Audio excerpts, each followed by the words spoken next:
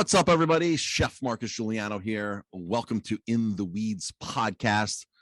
This is episode number 38. It is just me today. No guests. Drop some knowledge here. If you like what you hear, by the way, go rate the podcast. Please go rate the podcast.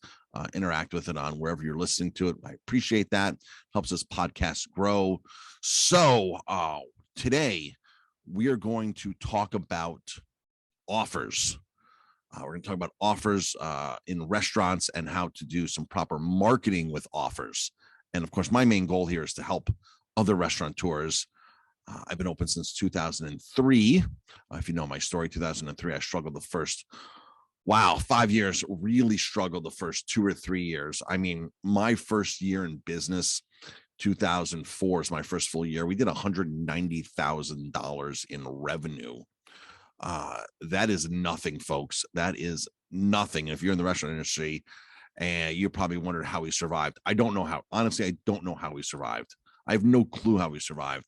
I worked harder and racked up more debt. And then by the time I got profitable, when we started reaching 500,000 in sales, then you had to start paying off all that debt that you racked up. And it's just a cycle. And a lot of restaurateurs go through this. And I don't want to see anybody in that position. We were at a point where we had to empty our daughter's bank account one winter just to cover payroll and some expenses. And I even had to cash out one of my life insurance policies. Thank goodness I had more than one. I cashed out one just to get some debt relief. And of course, I was stupid back then because it wasn't debt relief I needed. It was marketing, more marketing. The marketing would have brought in more people, would have brought in more business, would have helped me pay off my debt, and was a wise investment. One of the things I tell people is never pay off debt with those loans. And those credit card companies come in and say, oh, borrow 10,000, borrow 20,000 and pay back a percentage of nightly fees. And a lot of people take that and pay off debt. However, it's much better to invest that into the business and create some revenue.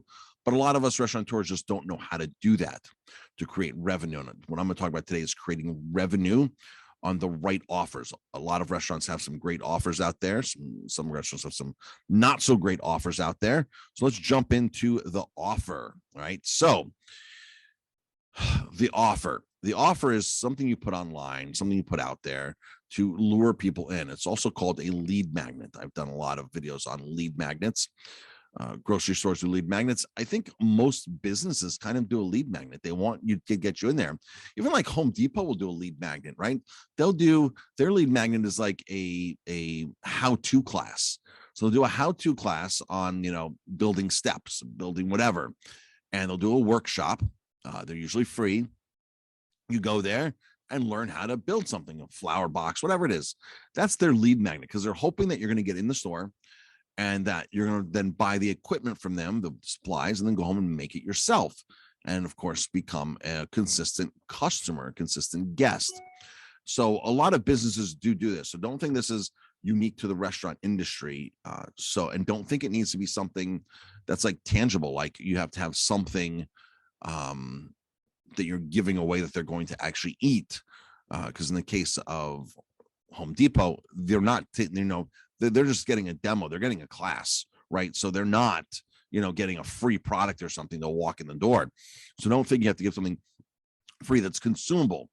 So one of my lead magnets I did one time was I did a free risotto cooking class. This is where your chef can shine in your restaurant and do some kind of demo. And I wasn't concerned about charging for the class. I had a guest here. I had a guest chef from Italy here, from Modena, where balsamic vinegar is from, and he was in town visiting. We bought our balsamic from him, and he came into my garden, and we did a free risotto cooking class, and everybody got to taste risotto there, right? So that's a fantastic. We were sold out for this, like oversold for this. What happened was people came, they got their free taste of risotto. They got to listen to an Italian guy speak with his accent and talk about risotto. And what happened was I paired it up with a neighboring vineyard of his for some Lambrusco. So I think we had about 30 people in the garden, that day. And so it was a nice size crowd. We sold 24 bottles of Lambrusco that day because I paired up with that. So we sold the Lambrusco for full price. Plus, everybody there bought more food because the risotto was only a small appetizer, right? So it wasn't even an appetizer. It was just, a small portion. Maybe a half a cup of risotto went in their bowls. But it was a whole allure of watching somebody make it and learning how to make it and getting a little lecture about it. So that little tiny lead magnet, because what did it really cost me for that lead magnet, right? So I got all of these people in. Now, this lead magnet can be used for so many other things. Like, for example, like you want to do a business luncheon, you want to attract, whatever it is, business clientele. And, here's your business, whether it's after hours, happy hour, come in for a free cooking class to an organization, to a business, right? The idea of lead magnets is to get new people in your door. Now, my risotto demo did not yield many new people, but it yielded people and it yielded revenue, right? Now, there's two sides to these lead magnets or offers.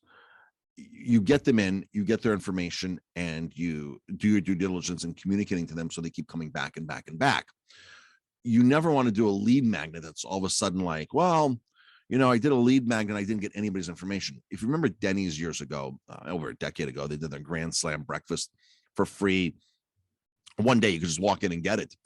And the biggest mistake that Denny's made was they got nobody's information. So they did an amazing lead magnet. They did one of the best lead. They took their signature dish, gave it away for free, and got nobody's information. Basically, you walked in, you sat down, you ordered the food, you got it for free, and you left, and they never communicated to you again.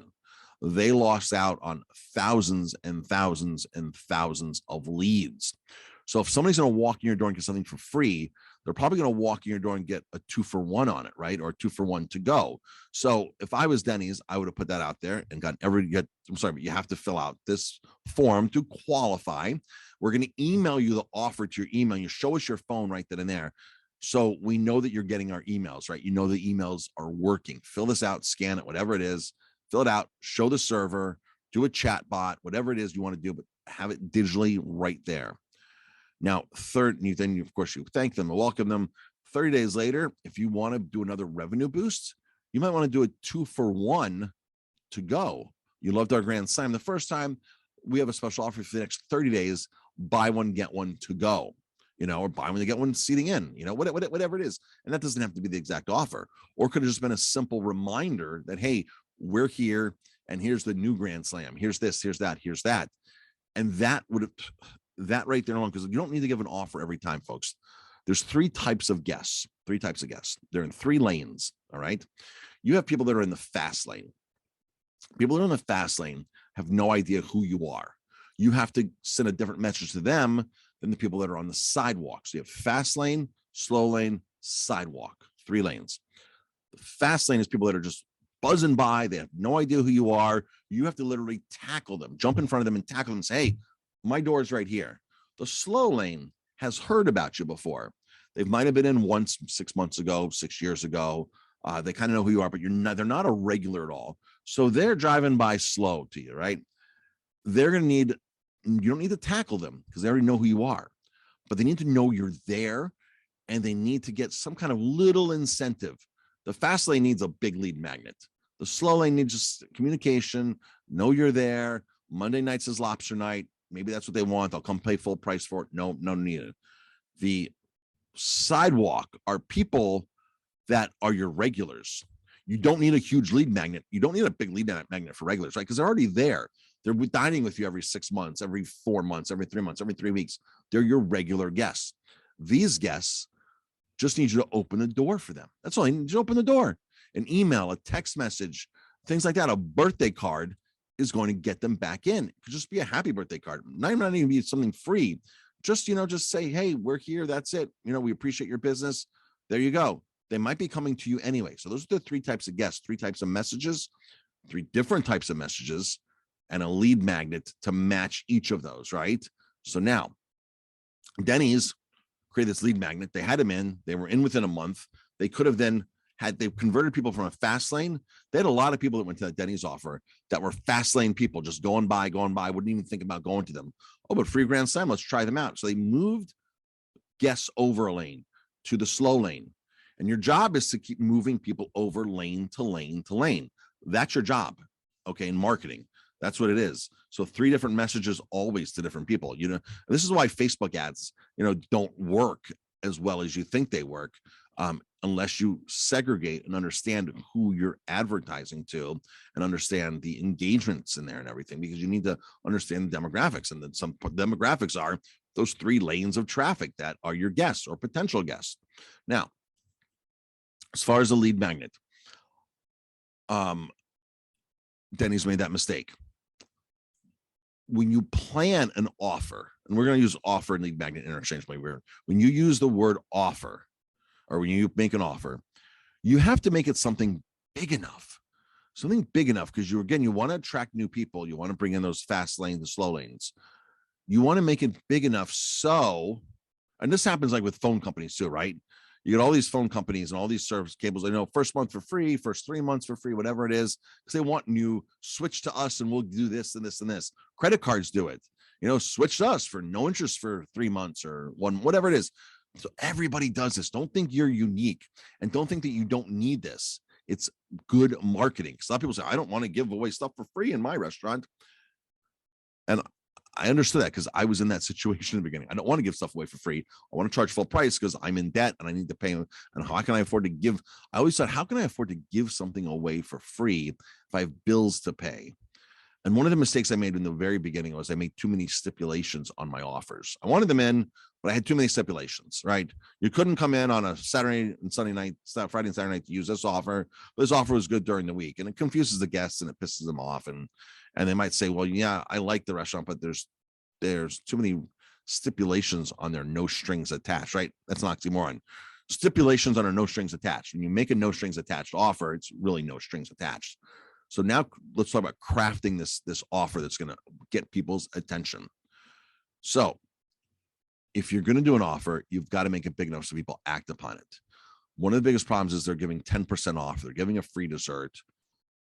I got to tell you, 10% off, people don't care about 10% off. Have you seen what people spend on DoorDash and Uber Eats and all these companies? They pay extra to get food delivered to their door. 10% doesn't matter to people. Certain people, most people doesn't. Certain people does. That doesn't matter. And if you're literally marketing somebody that's going to want to save 10% and think that's the biggest deal in the world, they're probably not big spenders to begin with, right? General. This is why I do not like restaurant weeks and Groupon offers. Those people just shop Groupon and they just shop restaurant weeks, and they just know that this is them going out. I'm going to go out and get a good deal, and that's it. And they're going to hop around from deal to deal. They're deal hoppers, right? They're deal hoppers. If you find the right people with the right offer, you can avoid the deal hoppers. And I know people say, well, I don't want the deal hoppers. I don't want the deal hoppers either. I can't stand the deal hoppers, and I avoid the deal hoppers totally. So if you don't make the magnet strong enough, the offer strong enough, you're going to have people ignore it.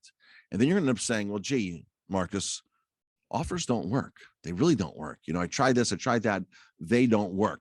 No, your offer sucked. And you have to test it and test it and test it until you get an offer that works. For years, we did $18 off the purchase of 2 entrees on your birthday. $18. That's a nice offer. That's basically a free entree. So I can advertise free entree, but you had to buy 2. There's a stipulation. You had to buy 2. Then that worked so well, though, but it worked well. And this was for my repeat customers. I wasn't targeting anybody new, which is my mistake on this. I was not getting new lead generation. I was just taking care of my people who were already with me. So that stipulation of 2 entrees really wasn't a big deal. Then it was worked so well, I brought it down to 15. I was like, okay, at 15, it's still working the same. But it took me 6 months to realize and compare analytics, or a year, right? Well, 18's fine. 15's working just fine too. Now what can I do? Let's bump it down to 12. I bumped it down to 12, and I eventually got down to $10. And then I took my list and I segregated it. The more you spent, the better your offer was, right? So you got then put into a 3-tier system. So your birthday offer was either 10, 12, or $15, depending on how much money you spent, like a frequent flyer program for the airline companies. And that worked well too. And then all of a sudden the pandemic hit and I stopped all my offers. It's expensive to do offers. And I didn't really know if we were going to be open or not. And what I found out was that people are still eating like crazy during the pandemic. And if you did not we adapted and we adjusted, and we were so busy without a single offer out there. I didn't need that extra boost of marketing. I just needed to communicate to my regular guests that trust me, and that's all I needed. That was my lead magnet during COVID, during the pandemic. My lead magnet was an email, communication, Facebook Lives every day. That's all I needed. That's all I needed to get people in the door. So now COVID's over, people are dining in again. I said, now I need to bring a lead magnet back that's going to be structured to bring new guests in. Remember, new guests. So I'm going to reward my old guests that are coming in still, but I'm going to do new. And I did an offer that was just so outrageous that I made it impossible for people to say no. I had to make sure it was profitable for myself. So I had to actually add a menu item. So I put on a strip steak on my menu. We have a ribeye steak. We put a strip steak on. The two big price differences in strip versus ribeye. I know strip loins, you get the 2 vein cuts at the end, which you can't serve. So we take those 2 vein cuts and we smoke them in our smoker, and we make a smoked strip steak pizza that we charge a lot of money for. So we make up a lot of money on the end pieces. We make more money on doing a smoked strip steak pizza than we do on the steaks themselves, right? So it's much, much better margin on there. So I've taken the byproduct and created a better margin. So, and this takes, you just can't, when you do things, this is part of crafting the offer, right? So ribeyes, 0x0 ribeyes, it's yield, right up and down. You cut them all down, you have 100% yield, right? You never really get any waste. But those ribeye, those strip steaks, those strip loins, you get 2 steaks, sometimes 3 steaks that you can't serve them unless they're well done. You need something else to do with them. So now you're looking at like smoked strip steak tacos or some kind of fajita or some kind of other dish with it. But it takes a little bit of cleaning up. We smoke them, we trim them, slice them, put them on, and it's amazing. So I said, okay, let's create an offer that's going to wow everybody. Now, I had a friend, Jeff, who had a restaurant in Pennsylvania. Jeff's offer, his massive offer that made him millions of dollars, was a free lobster dinner. It was a free lobster dinner on your birthday. And I was like, wow, Jeff, how? For years, I said, how do you afford to give away a lobster? What do you do in the wintertime when the price is right? He goes, I don't care. He goes, I'm the restaurant that has the buzz. I'm the restaurant everybody goes to their birthday in town. Nobody goes anywhere else for their birthday. It's my restaurant. It's my restaurant. It's my restaurant. And because they come there, they're loyal guests. And this is how I'm kicking everybody's butt, by giving away a free lobster. And I could never comprehend that. So if you're listening to this and you're like, man, I'm not giving away a dinner for, I was that person who said, I'm not giving away a dinner. I'm going to deliver my $18 off of 2 entrees or $12 off of 2 entrees, because I need to see that people are putting money in the register, right? So, and I had a 33 to 1 return on that, right? So for every dollar I spent on a postcard sending out, not an email, postcard, I would get $33 back. And so I was like, this is great. This is fantastic. This is awesome. This is working. Let me stick to this, Jeff. I'm fine with this. And after COVID, I was like, you know what? I'm going to go all out. I'm going to craft the best offer, lead magnet best offer, to take care of my current guests and now to bring in new guests. So we created the free strip steak dinner offer. Now, remember, like I said in the beginning, I did a free risotto class, and that was a great lead magnet. So I could do a monthly class as a lead magnet too, right? I could easily. But I have other lead magnets. Like my Monday night lead magnet is an offer is 4 wines and a dish, 4 half pours, and my choice of a dish for $29. And I'm packed on Mondays year round because of that. I call it a wine tasting wine dinner, and people love it. We have a lot of regulars that come to it, and it creates consistency. And they have their 1 dish, they have their 4 wines, they order more wine, they order dessert, and they order more food.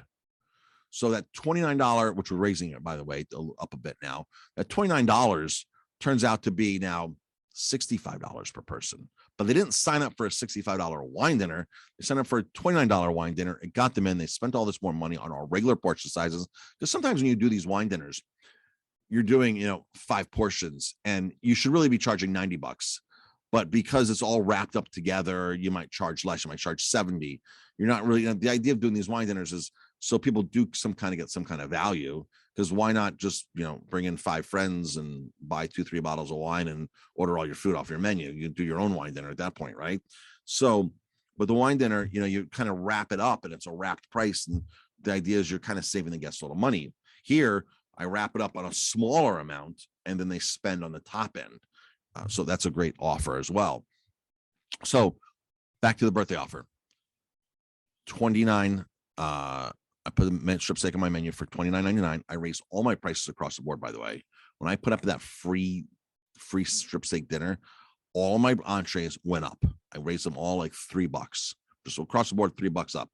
Salmon was 26 and went to 29. Ribeye was 29, it went to 33. Tuna was 33, it went to 36. I just raised everything $3. Put the strip steak on at $29.99, but now it's free if it's your birthday. And I was working on this. I was masterminding this with a good friend of mine, and he was doing the same exact thing.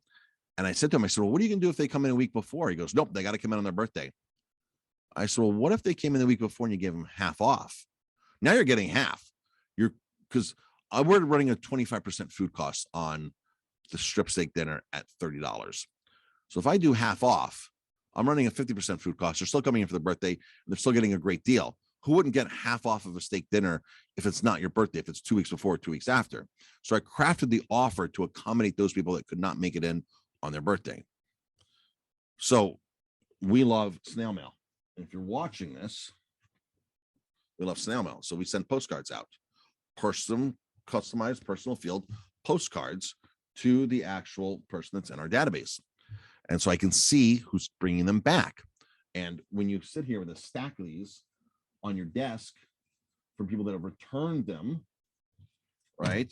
You can see all these that have been returned, right? It's amazing to know that I know that every single person who brings one of these in, every single one is worth $112, because that's the average spend per party, whether it's a 2-top, 4-top, 6-top, 8-top. I know every time somebody walks in with this, I can expect $112 in return. So if I'm getting back 40, 50, 60, 70, 80, or 100 a month, I'm getting back $112 every time this goes out, every time they walk in my door. Now that is a win-win offer. The guests got a free dinner. They brought people in. They spent a lot more money. I made the offer so good for them that they couldn't go anywhere else for their birthday. And they came in to spend more money and to bring friends in to celebrate. When I raised my prices and did this, I've not had one single mention. If you raise your prices $3 across the board in your entrees, chances are your regulars are going to say something. I have not had one single comment about my pricing increase. Not one. And maybe because of all the inflation, people just know things are going up anyway, but not one single comment about my pricing. So now, besides me sending to my database, those are my database is my regulars, right? For new guests, for the new lead gen, I place an ad on Facebook.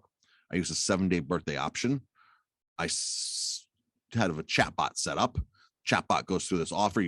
Hey, picture of a steak, free strip steak for your dinner, for your birthday, and it goes to somebody who's with the birthdays within 7 days.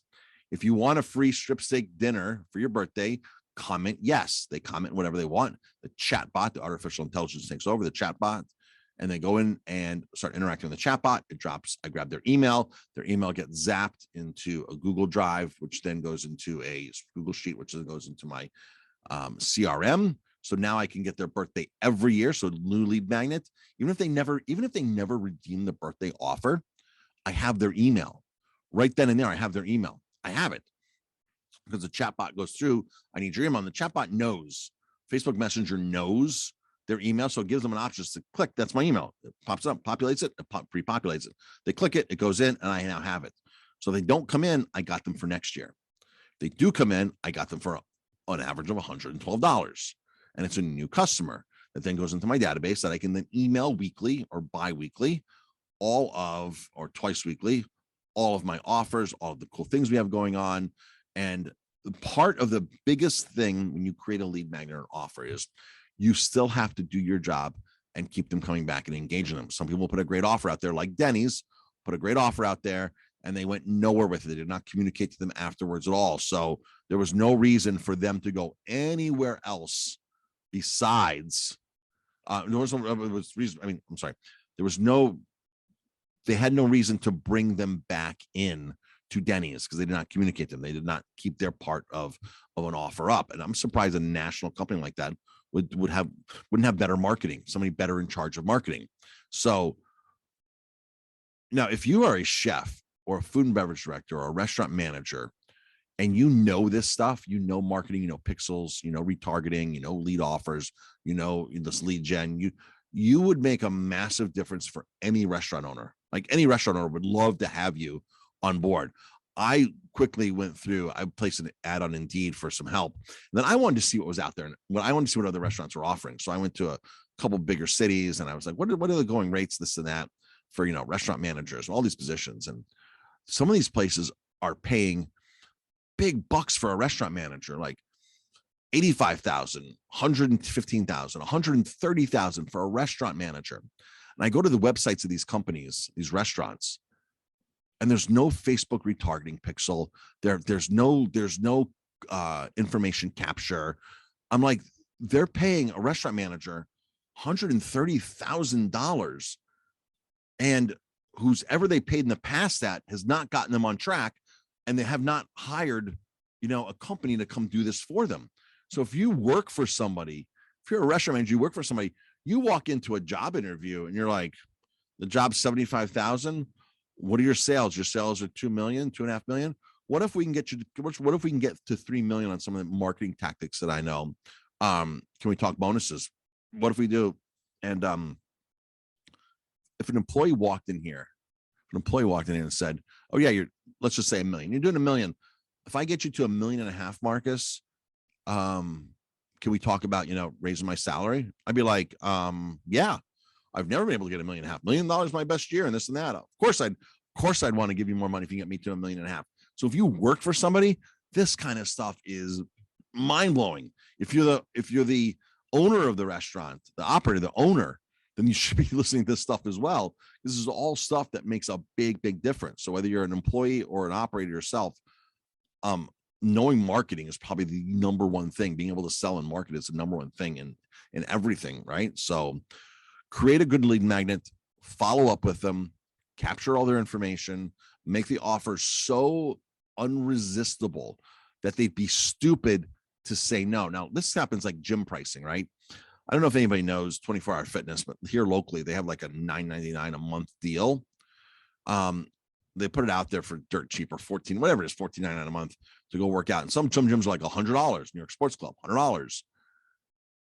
24-hour fitness made this offer so good that it was hard to say no. I know people that have 2 gym memberships because they're like, oh, I'll go to 24-hour fitness here and there, and for $14 a month, $9, I have nothing to lose.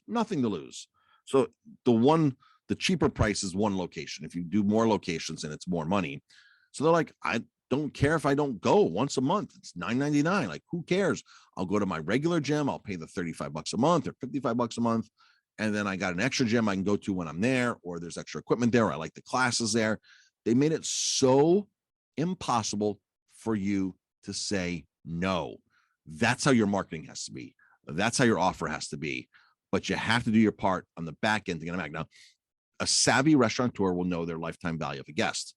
So, for example, my lifetime value of a guest means in 5 years, the person will spend an average of $6,900 here, $6,900 is my lifetime value of a guest. So if I can do a lead magnet that gets a new guest in here and I can convert them into a regular, I'm going to get $6,900 in 5 years from them. Why wouldn't I buy them a $30 strip steak dinner to get them in? Now we're talking about acquisition costs, which is a whole other topic. So I would literally pay $250 acquisition cost to get somebody here who's going to give me $6,900 over the next 5 years. That's a no-brainer. So shrimp steak cost me $30 on the menu. I'm running a 25% food cost or less. So I'm at from $30, I'm at $7. $7 has the potential to get me somebody who's going to spend $6,900 in the restaurant industry. This is how you grow a business from $1 million to $1.5 million. This is how you do it, folks. This right here is the name of the game. But you have to understand these metrics, and you have to do the best offer you can. People say no. That you might not make the money on the first transaction, by the way. And don't limit it to 2 people. Don't make the offer just no strings attached and do it. If one person walks in and says, I got my birthday, I'm like, oh, you're not going to order anything else, right? That's what we would think. These people shock you. They might buy a nice bottle of wine, take the rest home. They'll have other food, but you know what? They're going to tell other people. And then if you want to take it one step further, you can start taking pictures of people for their birthdays and posting it on social media. Happy birthday, Jack. Thanks for celebrating with us. You know, and he has his birthday postcard. He's got a steak there, takes a picture and you post it and then tag him. And now you're going to really start seeing the ripple effect. Like, Jack went there for his birthday dinner. It's John's birthday dinner next week. Let's get a group of people together and go, and we'll bring Jack back with us, right? So you never know who's walking your door, what they're going to spend in the future. And that's the most important thing. What are they going to spend in the future? It might not be the first transaction. It's a lifetime value of a guest. John could have a daughter that's getting married in 2 years and decide to have you as a caterer. And there's a $15,000 catering job because you placed an ad, got him in for a free steak, and all of a sudden he loves your restaurant, and his daughter's back from college, comes and tries your food, and oh my gosh, this and this and this, and she graduates college, she gets married, and there you got a 15. You never, ever, ever know. You never know. That's the bottom line. Thanks, folks, for tuning in. I really appreciate it. If you have any questions, go to restaurantgrowthsecretsuniversity.com. You can email me personally. Best info at or help at 50mistakes.com. Email me there. I'll get your email. If you need any help in this stuff, we're here for that. So everybody, go crush it. Go crush it in marketing. Go love your business and be profitable. Everybody have an amazing day. And please comment on this episode. If you thought this episode was at all any educational, informational at all, thought it could help you or anybody else, just drop a comment, go rate it. I appreciate that. It'll help somebody change their course on their restaurant. All this stuff helped me change my course. Like I said at the beginning, took money out of my daughter's bank account when she was 8 years old to pay payroll.